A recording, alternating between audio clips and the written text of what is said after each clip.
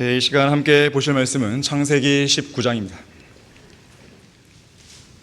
창세기 19장 23절에서 26절까지 말씀을 보도록 하겠습니다. 자, 23절에서 롯이 소알에 들어갈 때에 해가 땅 위에 솟았더라. 그때에 주께서 하늘에서 주께로부터 소돔과 고모라 위에 유황과 불을 비처럼 내리셨고 그 성읍들과 모든 평지와 성읍들의 모든 거민들과 땅에 자라는 것들을 뒤엎으셨더라. 그러나 롯의 아내는 그의 뒤에서 뒤를 돌아보았더니 소금 기둥이 되었더라. 자, 말씀을 위해 다 같이 기도하시겠습니다. 고마우신 아버지 하나님, 우리에게 영과 진리로 경배를 드릴 수 있는 특권을 향유하게 해주셔서 감사드립니다. 아름다운 찬양과 연주로 해주셔서 감사를 드립니다. 하나님께서 기뻐 받으시는 이 예배 한가운데 우리가 서 있게 해주셔서 감사를 드립니다. 이 시간 이 강단에 선포되는 말씀, 이 말씀 위에 기름 부어 주십시오. 주님의 능력으로 함께 해 주십시오. 제 안에 성령으로 충만히 거해 주십시오. 성도들이 이 말씀을 들을 때 어떠한 오해나 곡해도 없이 있는 그대로 하나의 말씀으로 받아들이게 하시고 그 말씀을 마음속에 온전히 새기게 하시며 그런 가운데 능력있고 효과적으로 말씀이 역사해서 성도들의 마음과 생각 그리고 생의 변화를 가져올 수 있도록 인도해 주실 간구드립니다. 모든 것을 주님께 부탁드립니다. 주 예수 그리스도 이름으로 기도했습니다. 아멘. 뒤를 돌아보면 안 되는 이유, 뒤를 돌아보면 안 되는 이유라는 제목으로 설교하겠습니다. 예전에 어렸을 때 전설의 고향이에요. 전설의 고향. 전설의 고향에서의 불문율이 있습니다. 뒤를 돌아오면 안 되는 것이죠. 그리스도인의 삶에 있어서도요, 그보다 더 심각한 문제를 초래할 수 있어요. 뒤를 돌아볼 때. 여러분은 오늘 설교를 잘 들으시고 여러분의 인생에서 어떤 지표를 삼으셔야 됩니다. 이 하늘에서 불과 유황이 비 오듯 쏟아져서 멸망한 저주받은 성읍, 바로 소돔 성읍이죠. 성경에 기록된 내용을 문자 그대로 믿지 않는 사람들은 소돔과 고모라가 산불로 또는 기근으로, 태풍으로, 아니면 지진이나 화산 폭발 등의 자연재해들로, 아니면 주변 국가들의 침략과 전쟁으로 멸망했다고 주장합니다. 하지만 성경은 그 멸망의 근본적인 방법에 대해서 불과 유황을 본문에 기록하고 있습니다. 그것도 우연히 내려온 것이 아니라 하나님께서 직접, 하나님이 직접 하늘에서 비처럼 내리셨다고 말씀하는 것이죠. 소돔과 고모라를 멸망시킨 불과 유황이 하늘에서 주님께로부터 직접 내려온 것입니다. 물론 모든 자연 재해를 총통제하시는 하나님께서 그런 재해적인 요소들을 사용하셨을 수도 있습니다. 하지만 성경은 분명히 언급하기를 주께서 하늘에서 주께로부터 소돔과 고모라 위에 유황과 불을 비처럼 내렸다고 기록하고 있습니다. 이 역사적인 재앙에 대해서 성경은 16번이나 반복해서 인용합니다. 반복한다는 것은 그만큼 귀담아 들으라는 것이에요. 그 경고에 주의를 기울이라는 것이에요. 그중 한 구절이 신명기 29장 23절에 나오는데요, 한번 찾아보겠습니다. 신명기 29장 23절을 보시면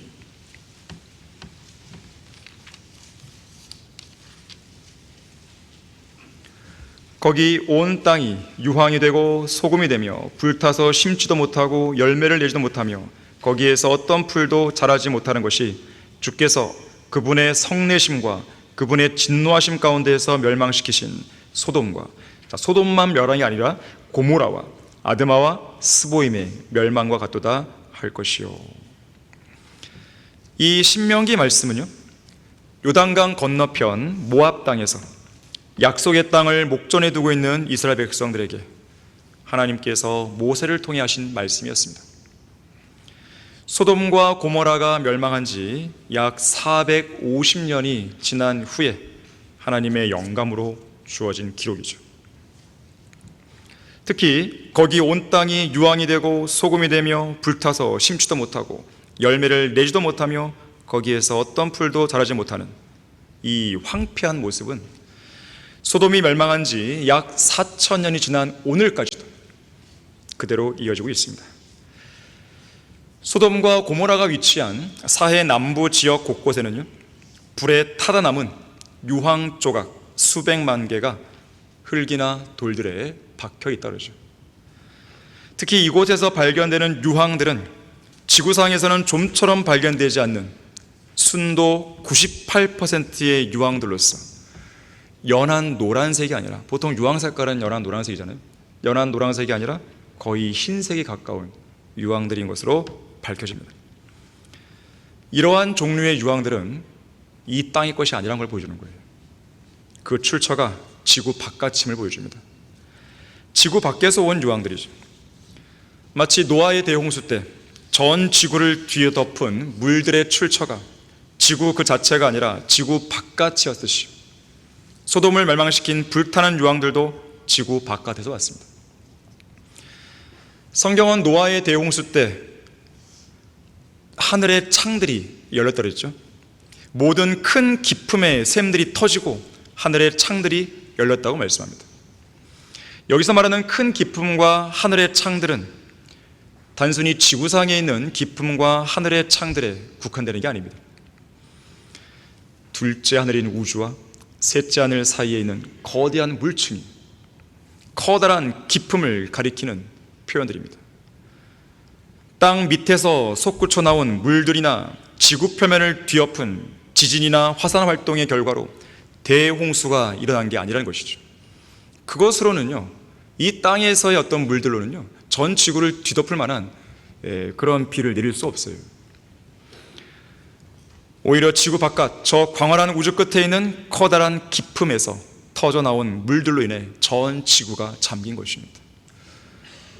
이것은 도널드 패튼이라는 사람이 성경적 빙하기와 관련된 그 책에서요, 실제로 이 지구 바깥에서 물들이 왔다라는 과학적 증거를 제시하기도 합니다. 자, 이와 마찬가지로 소돔을 멸망시킨 흰색에 가까운 유황들 역시나 지구 바깥에서 온 것이죠.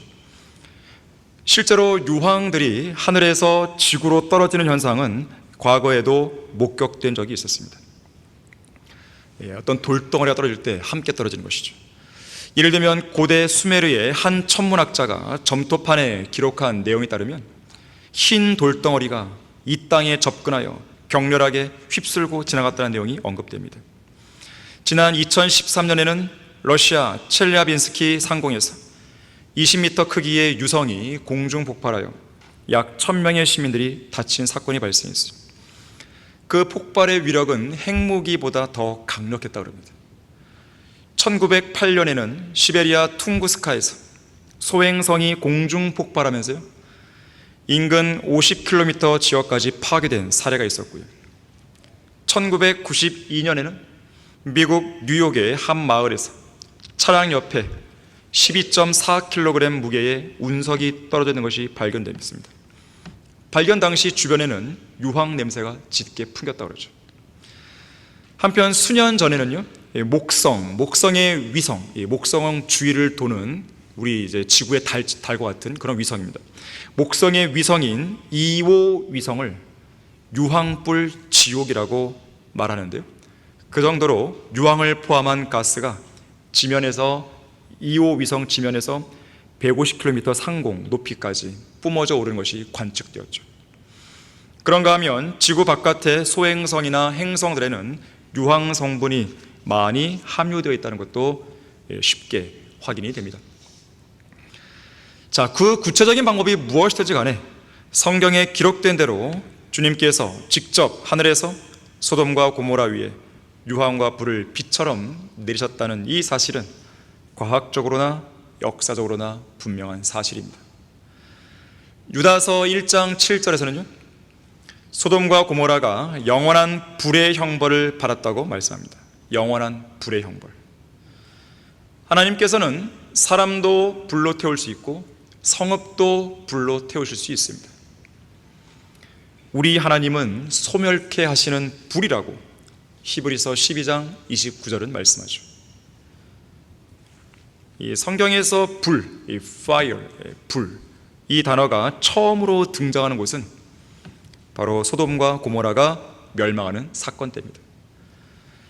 그만큼 이때의 멸망, 이 멸망에 사용된 그 불은 지옥이나 영원한 불목과 밀접한 연관이 있는 것이죠. 특히 현재 있는 하늘들과 이 땅, 곧 이 온 우주는 장차 맹렬한 불로 모두 불에 타 녹아내릴 것입니다. 그래서 성경은 말씀하죠. 주의 날이 밤에 도둑같이 오리니 그날에는 하늘들이 굉장한 소리를 내며 사라지고 우주의 구성 요소들이 맹렬한 불로 녹아내리며 땅과 그 안에 있는 일들이 타버릴 것이라. 하나님의 날이 오기를 고대하고 열망하라. 그때는 하늘들이 불에 타서 녹아버리고 우주의 구성 요소들도 맹렬한 불에 녹아내릴 것이라고 경고합니다.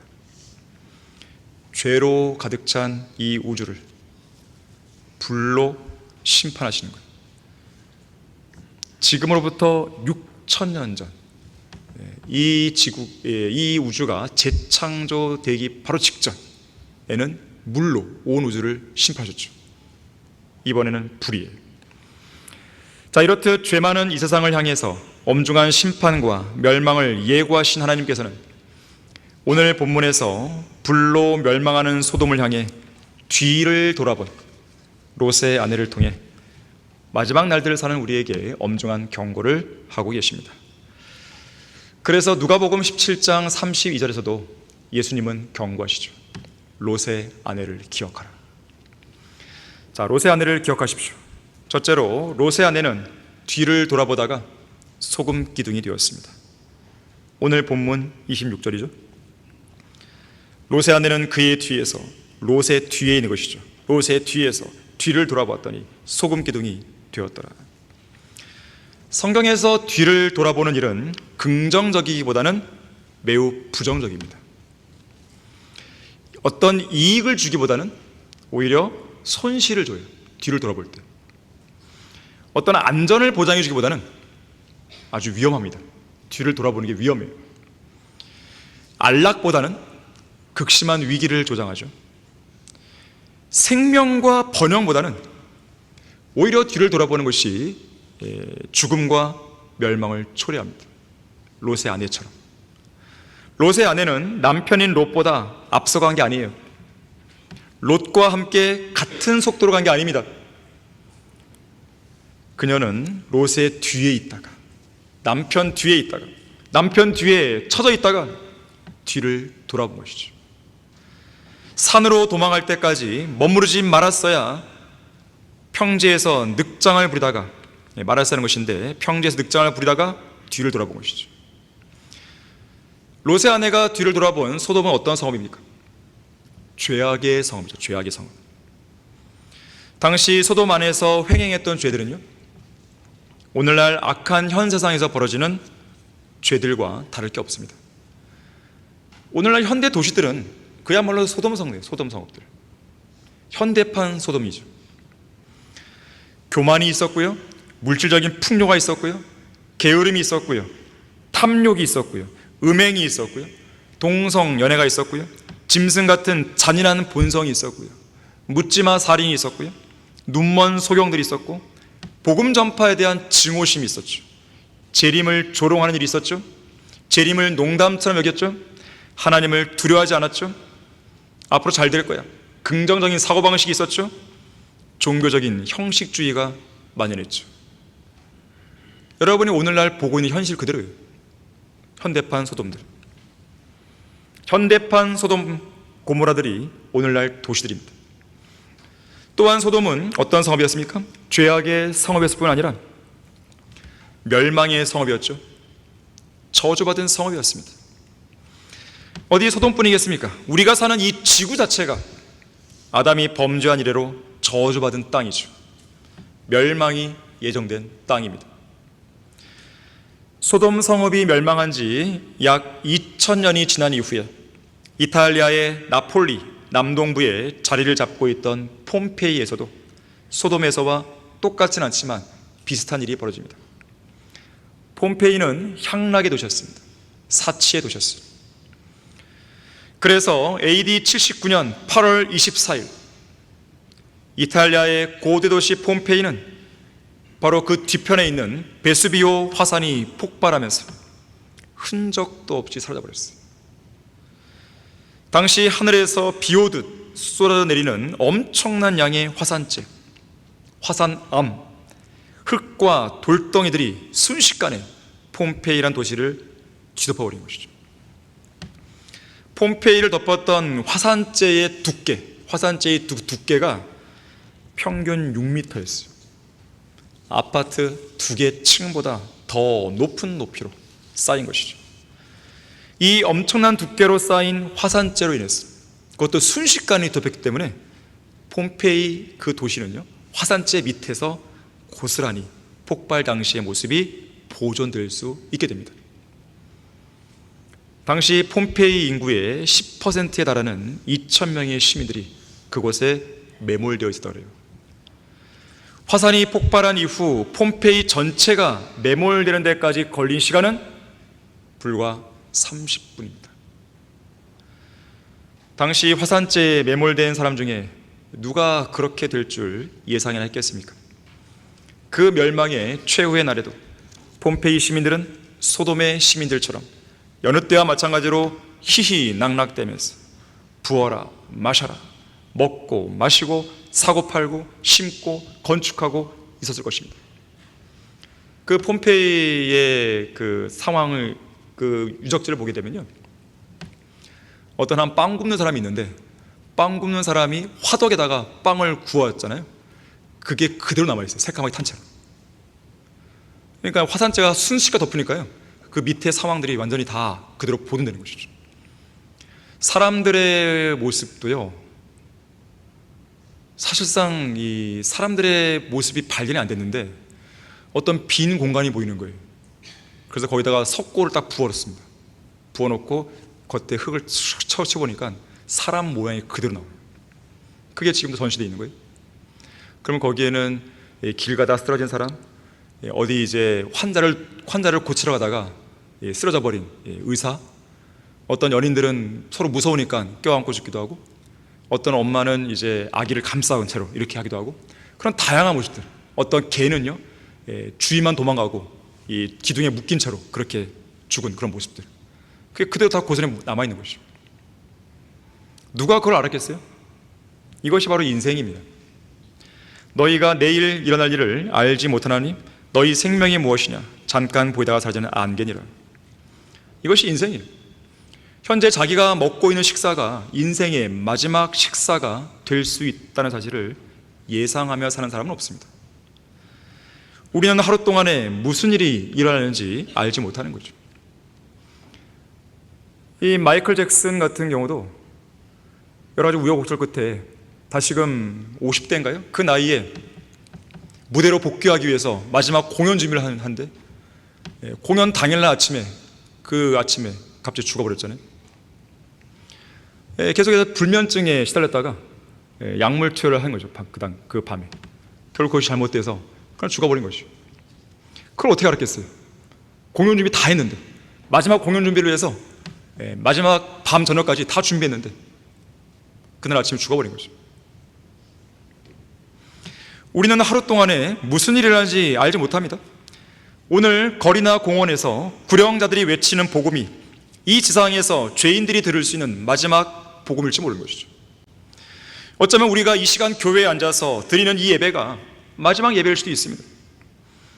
오늘 우리가 주님을 섬기는 일이 마지막 섬김일 수도 있습니다. 인간은 내일 일어날 일을 모릅니다. 오늘 하루 동안에 일어날 일을 모릅니다. 단 몇 초 뒤에 일어날 일조차 모르는 것이죠. 죽음의 그림자가 언제 덮칠지 모르는 거예요. 전도서 12장 1절의 말씀대로 재앙의 날, 인간에게 가장 큰 재앙의 날이 뭐예요? 죽음의 재앙이죠. 자, 재앙의 날이나 나에게는 즐거움이 없다고 말할 해가 언제 올지 모르는 거예요. 자, 그래서 인간은 언제 어디에 있든지 하나님을 만날 준비를 하며 살아야 됩니다. 이 세상에서 현명하고 똑똑한 사람이 누구겠습니까? 죽은 뒤에 자기가 어디로 가는지 아는 사람이에요. 더 똑똑하고 현명한 사람은 그리스도의 심판석에 설 준비가 되어 있는 사람입니다.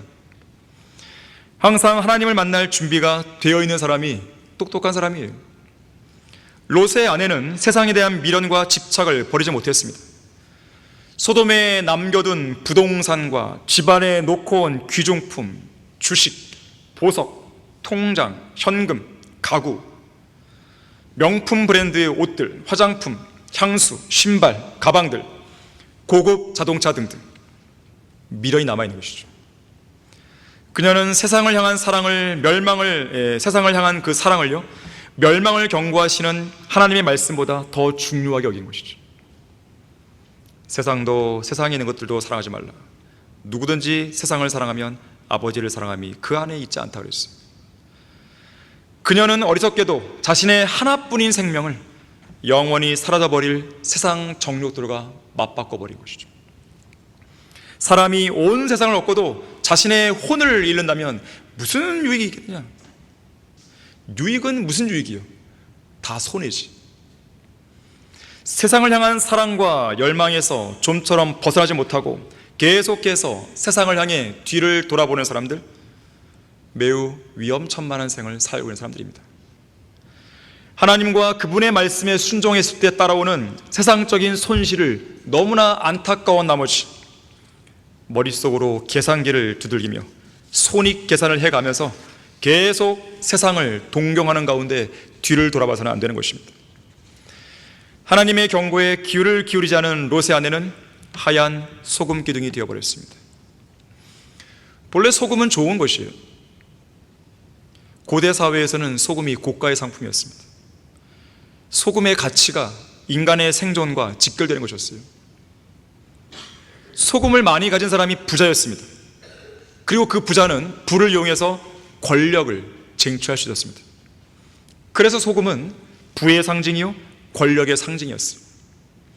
다시 말하자면 롯의 아내는 소돔 성읍이 불로 멸망하는 그 상황에서도 자신의 욕심과 미련과 집착을 버리지 못한 채 세상의 부와 권력을 상징하는 소금덩이가 되어버린 것이죠. 그런가 하면 성경은 지옥에 대해 경고하기를 그곳 곧 지옥에는 그들의 벌레도 죽지 않고 불도 꺼지지 아니하니라 그러면서 모든 사람이 불로 소금 치듯함을 받을 것이며 모든 재물이 소금으로 소금 치듯함을 받으리라 그랬어요. 죄인들이 영원히 고통받아야 할 장소인 불못은 불과 유황이 타는 못이죠. 유황으로 가득 찬 그 못 안에 들어간 죄인들은 고통과 울부짖음 속에서 불로 소금 치듯함을 받는 것이죠. 레위기 2장 13절에서는요 음식 제사의 모든 헌물을 소금으로 간을 맞춘 거죠. 소금으로 간을 맞출 때 어떻게 합니까? 소금을 치는 것이죠. 마치 그런 모습으로 지옥에서는 지옥으로 들어간 죄인들에게 재물에 소금을 치듯이 뜨거운 불길이 소금 치듯 뿌려지는 것이죠. 고통을 줄 것입니다. 그러나 우리 그리스도인들은 지옥에서 불로 소금 치듯함을 받을 필요가 없습니다.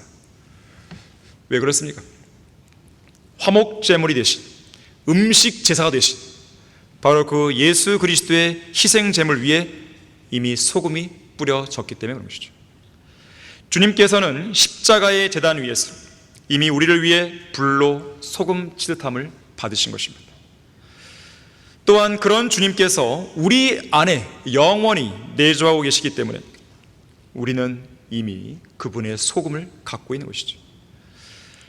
하지만 그분의 소금을 갖고 있지 못한 죄인들은 소금의 짠맛이 아니라 지옥불의 뜨거운 맛을 보게 되는 것이죠.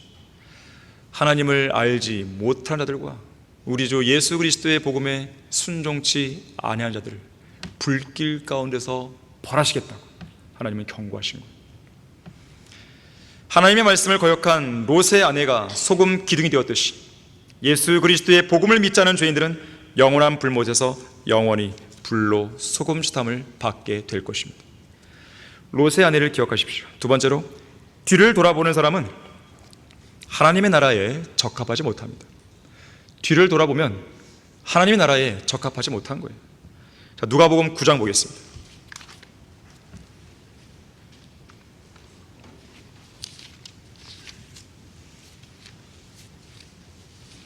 누가복음 9장 61절 62절입니다. 또 다른 사람도 말씀드리기를 주여 내가 주를 따르겠나이다. 그러나 먼저 내 집에 있는 가족에게 작별을 고하게 하여 주소서라고 하니 예수께서 그에게 말씀하시기를 손에 쟁기를 잡고 뒤를 돌아보는 자는 하나님의 나라에 적합하지 아니하노라고 하시니라. 제자. 이 제자라는 명칭은 시리아 안티옥 교회에서 제자들을 가리켜서 이 그리스도인 호칭이 처음 불렸죠. 바로 시리아 안티옥 교회의 안티옥의 제자들, 그 제자들을 가리켜서 그리스도인의 호칭이 처음 불렸습니다. 그래서 그리스도인은 단순히 구원받은 사람만을 말한 게 아니라 그리스도의 제자를 말하는 거예요. 그리스도의 제자. 진정한 그리스도인은 그리스도의 제자입니다. 그래서 여러분들은 구원만 받았다고 해서 그냥 막 그리스도인 불러주면 안 돼요. 그리스도인은 아주 고귀한 호칭입니다. 아무나 함부로 불러준 게 아니에요. 교회만 다니면 그리스도인인가? 아닙니다. 그러면 구원은 받았는데 막 대충 살아가요. 그 사람은 엄밀히 말하면 그리스도인이 아니에요. 그리스도의 제자만이 그리스도인이라는 호칭을 불릴 만한 자격이 있는 것이죠. 그리스도의 제자는 어떤 사람들이에요? 자기 십자가를 지고 그리스도를 따르는 사람들이에요. 그리스도를 따르려면 어떻게 됩니까? 자신이 쳐다보고 가야 할 주님을 놓치지 말아야 돼요. 그렇게 하기 위해서는 계속 앞을 봐야 되는 것이죠. 중간에 한눈을 팔거나 자기 뒤를 돌아봤다가는 절대로 주님을 따라갈 수 없습니다. 뒤를 돌아보며 따라갔다가는요, 돌부리에 걸려 넘어지죠. 실족하죠. 장애물에 부딪히죠. 사고를 당하죠. 아프죠. 고통이 있죠. 괴로움이 있죠. 농부들이 줄을 흐트리지 않고 쟁기질을 똑바로 하기 위해서는 뒤를 돌아보면 안 됩니다. 그 앞에 정확한 목표 지점을 정하고 거기에 눈을 똑바로 고정하고 앞을 향해서 쟁기질을 해 나가야 됩니다. 자, 그런데 롯의 아내는 뒤를 돌아봤다가 소금 기둥이 됐죠. 이스라엘 백성들도요, 계속 뒤에 있는 이집트를 돌아봤다가 광야에 거하는 내내 계속해서 불평불만했죠. 40년간의 광야 생활에서 이스라엘 백성이 하나님께 감사를 드렸다는 내용은 단 한 번도 나오지 않는 것이죠. 하나님의 위대한 능력으로 구속받은 성도가 하나님께 감사를 드리지 않는 것만큼 기이한 일도 없습니다. 에베소 교회는 어떻습니까? 뒤를 돌아보다가 결국 첫사랑을 저버렸죠. 고린도 교회는 어떻습니까? 뒤를 돌아보다가 육신적인 교회로 전락해버렸죠. 갈라디아 교회는 어떻습니까? 한눈 팔다가 달려가던 길에서 이탈해버렸죠. 대만은 어떻습니까? 결국 세상을 향해 가버렸죠. 어떤 사냥꾼이 독수리를 향해 총을 겨냥하고 있었습니다. 이 독수리는 이제 곧 자기가 죽을 줄도 모른 채 자신의 사냥감만 노려보고 있었어요. 그 독수리의 사냥감은 뱀이었습니다. 그런데 이 뱀도요, 이제 곧 자기가 독수리에게 잡아먹힐 것이라는 사실을 모른 채 자기 앞에 있는 개구리를 잡아먹으려고 혀를 날래물고 있었습니다. 개구리 역시 자기가 뱀의 입에 들어가 있다는 것을 모른 채 꼼짝하지 않고 자기 앞에 있는 무당벌레를 먹으려고 노려보고 있었어요. 무당벌레 역시 풀잎에 붙어있는 진딧물을 먹으려고 노려보고 있었습니다. 그 순간 사냥꾼은 갑자기 무슨 생각이 들었는지 총을 내려놓고는 자신의 뒤를 돌아봤습니다. 혹시 누가 나를 잡아먹는 거 아닌가? 결국 뒤를 돌아보고 한눈판 사이에 독수리가 날아가 버렸어요. 여러분을 뒤돌아보게 만드는 요소가 무엇입니까? 이생의 염려입니까? 부입니까? 부유함, 쾌락입니까? 세상 걱정들과 재물들의 속임수와 다른 일들에 대한 욕심입니까? 결혼도 해야겠고 돈도 벌어야 되고 학교도 제대로 마쳐야 되고 빚도 갚아야 되고 집도 사야 되고 아이들도 키워야 되고 승진도 해야 되고 세상에서 이름도 좀 내야 되고 유명세도 타야 되고, 자, 자기 일만 돌아보고 자기 일만 추구할 뿐 주님의 일은 쳐다보지도 추구하지도 않는 성도들이 오늘날에는 상당히 많은 거예요. 우리는 종종 말하죠. 상황이 좀 괜찮아지면, 상황이 좀 안정되면, 상황이 좀 나아지면 그때 가서 주님을 위해 헌신하겠습니다. 상황이 좀 괜찮아지면 말씀도 공부하고 구령도 하고 주님을 위해 사역자로 헌신하는 것 한번 고려해 보겠습니다. 그런 성도를 보게 됩니다. 하지만 여러분의 상황은요, 나아지지 않습니다. 여러분이 직면하는 현실은 점점 더 나빠집니다. 시간이 지날수록 우리의 나이는 들죠. 기억력은 더 감퇴되죠. 책을 읽어도 잘 안 들어오죠, 눈에. 체력은 더 떨어지죠. 집중력 떨어지죠. 물가와 집값은 계속 올라가죠. 취직하는 건 더 어려졌죠. 부양할 가족 수는 더 늘어나죠. 지출해야 될 교육비와 병원비와 세금은 더 늘어나죠. 자, 씨를 뿌리고 밭을 가는 농부이든지, 육상 경기에 참여하는 운동 선수이든지, 적들과 싸우기 위해 참전한 군사이든지 간에 그런 사람들에게는 뒤를 돌아봐서 좋을 게 하나도 없습니다. 우리의 모습이 바로 그런 모습이죠. 우리는 농부기도 하고 운동선수기도 하고 우리는 그리스도의 군사기도 하죠.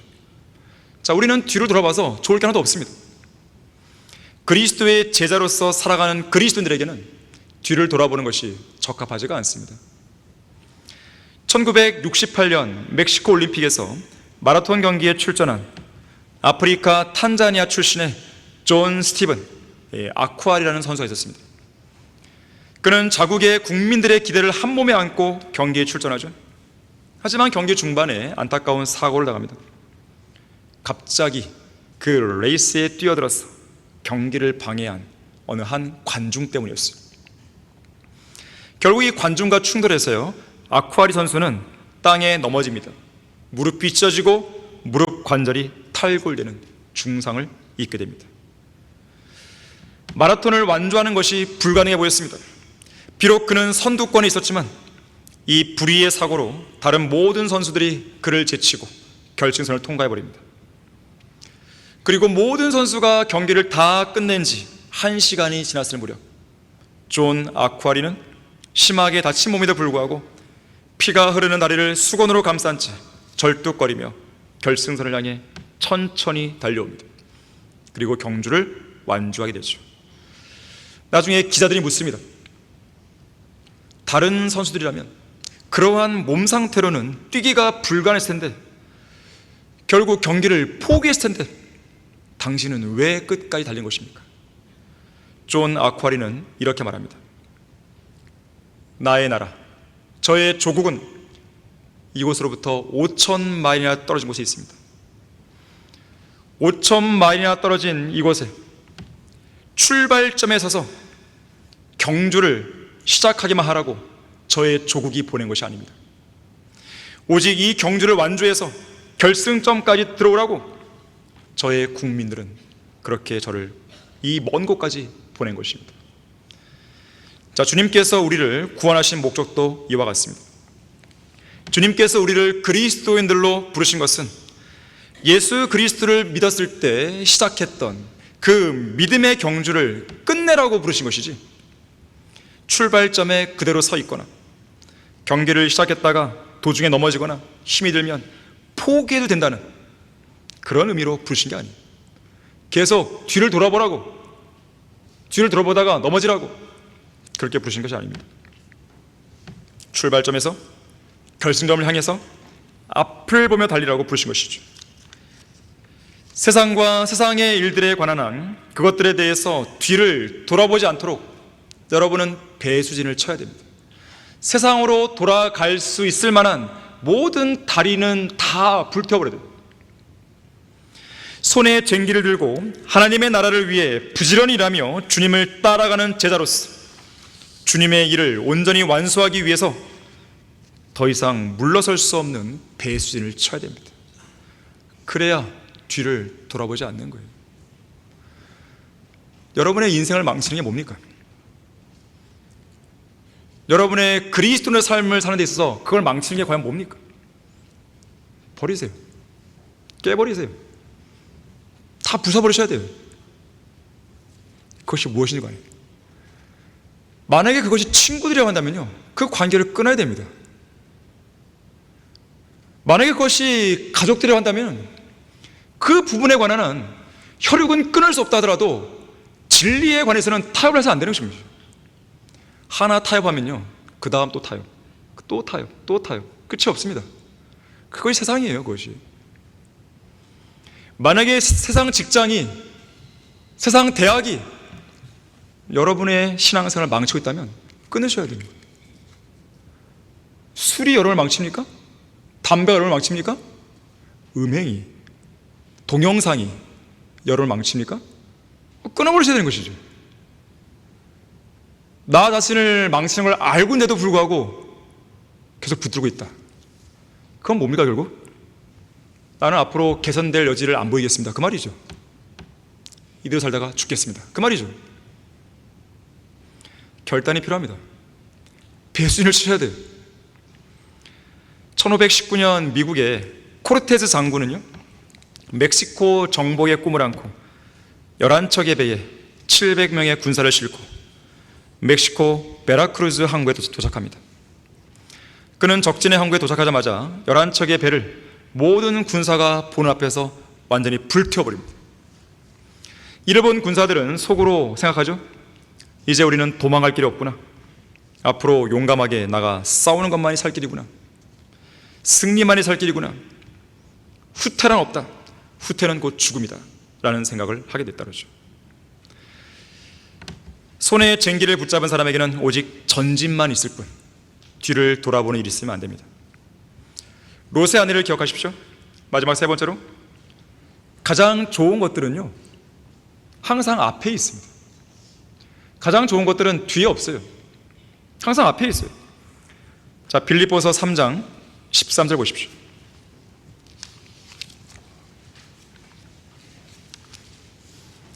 빌립보서 3장 13절 14절입니다.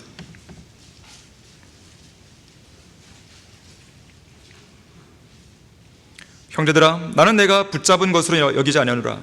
다만 한 가지 일, 즉 뒤에 있는 것은 잊어버리고, 뒤에 있는 것은 잊어버리고 앞에 있는 것들에 손을 뻗쳐 그리스도 예수 안에서 하나님의 고귀한 부르심의 상을 위하여 그 표대를 향해 쫓아갈 뿐이라.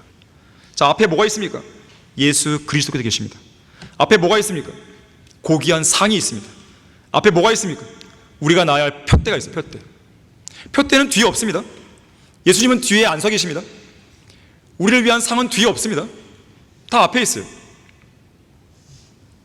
롯의 가족은 소돔 성읍에 머물러 있어서도 안 되고, 평지에 머물러서도 안 되고, 뒤를 돌아봐서도 안 되고, 제자리에 멈춰 서 있어도 안 되는 것이에요. 당시에 그들은 목숨을 구명하기 위해서 저 앞에 있는 산을 향해 달려야 했습니다.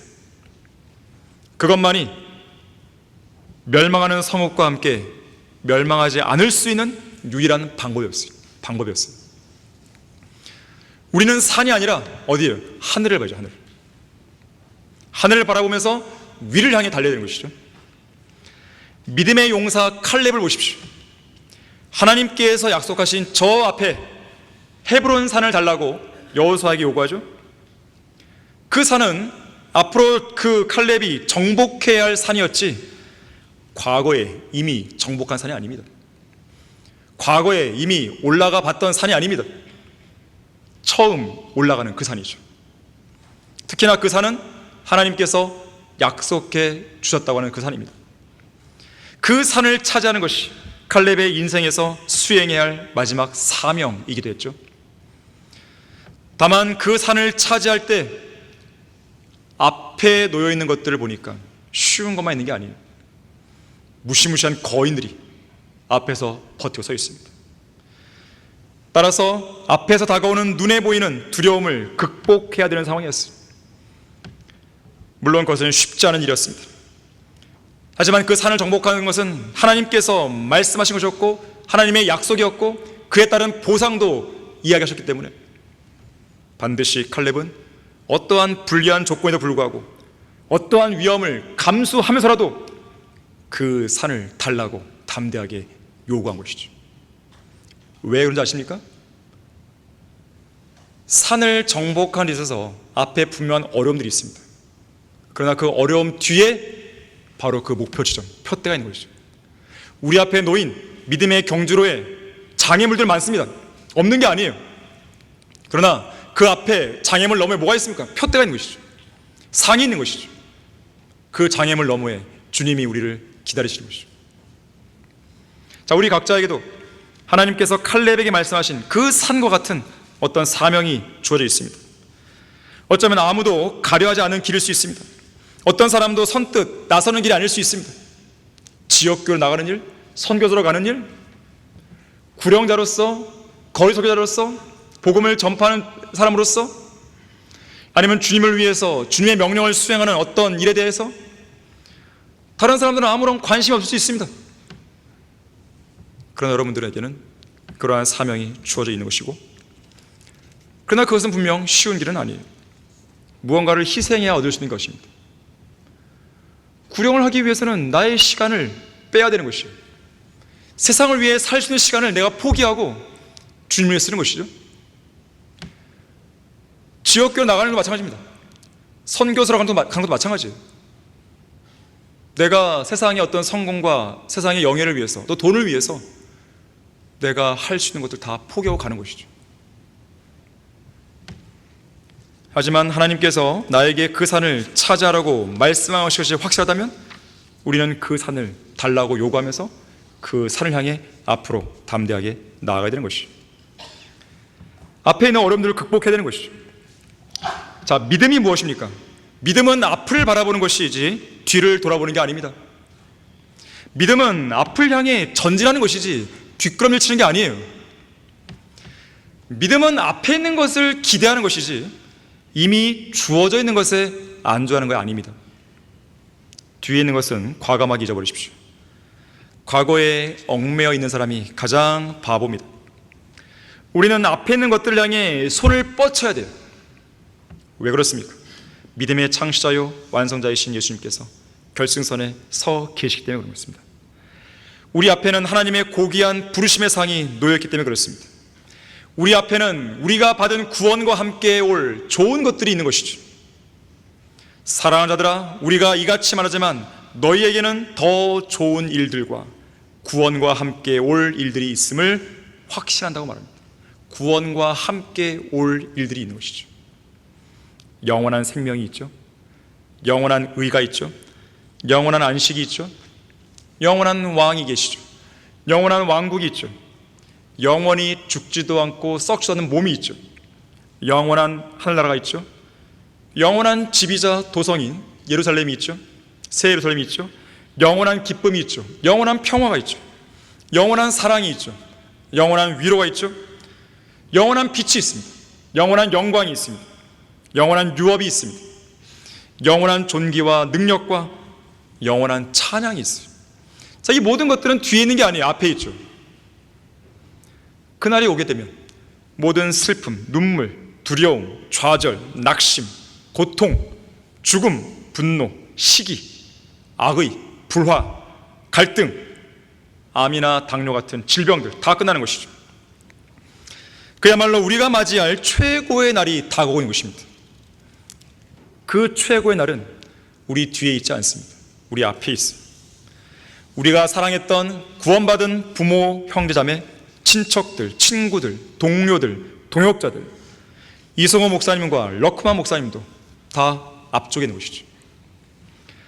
그분들은 다 모두가 자기가 달려가야 할 믿음의 경주를 이미 끝낸 사람들이죠. 그런 분들은 우리의 뒤에 있지 않습니다. 우리 앞에 있죠. 그분들의 생애와 족적들은 우리 뒤에 있겠지만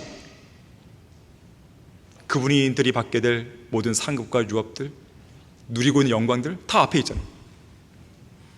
주께서 호령과 천사장의 음성과 하나님의 나팔 소리와 함께 하늘로부터 친히 내려오시리니 그러면 그리스도 안에서 죽은 자들이 먼저 일어나고 그리고 나서 살아남아 있는 우리도 공중에서 주와 만나기 위하여 그들과 함께 구름 속으로 끌려 올라가리니 그리하여 우리가 영원히 주와 함께 있으리라.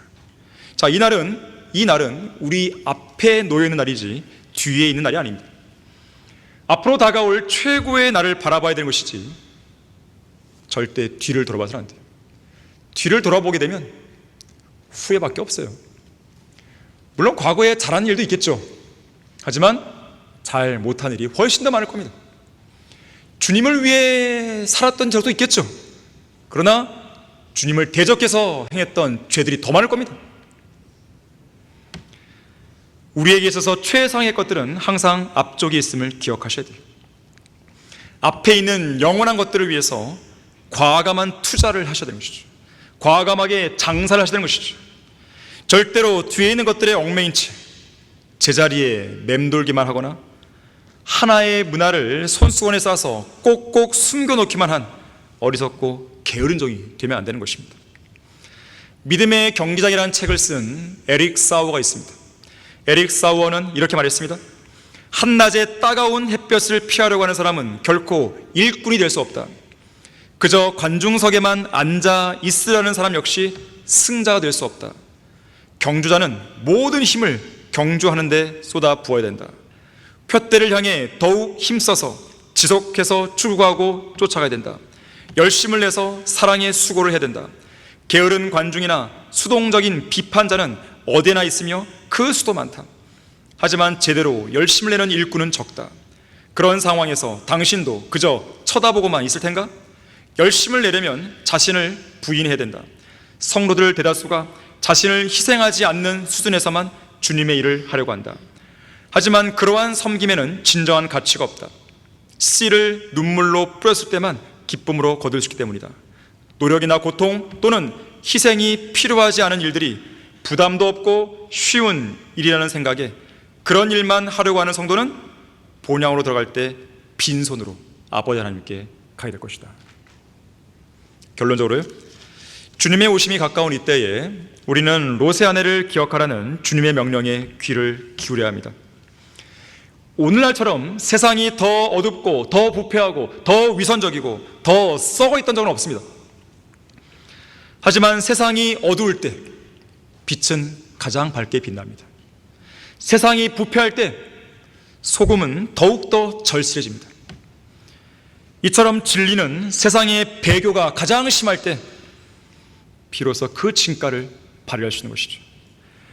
매 시대마다 하나님을 첫째로 사랑하고 첫째로 두려워하는 하나님의 사람들은 있었습니다. 하지만 지금처럼 하나님의 사람들이 더욱더 절실히 요청되는 때는 없었습니다. 하나님은 그런 사람을 찾고 계십니다. 진리가 진리되지 못하게 사는 그런 인생은 의미 없는 인생이에요. 그리스도인다운 인생을 살 때 인생의 의미와 진정한 기쁨과 평화를 누릴 수 있는 것이죠. 롯의 아내를 기억하라.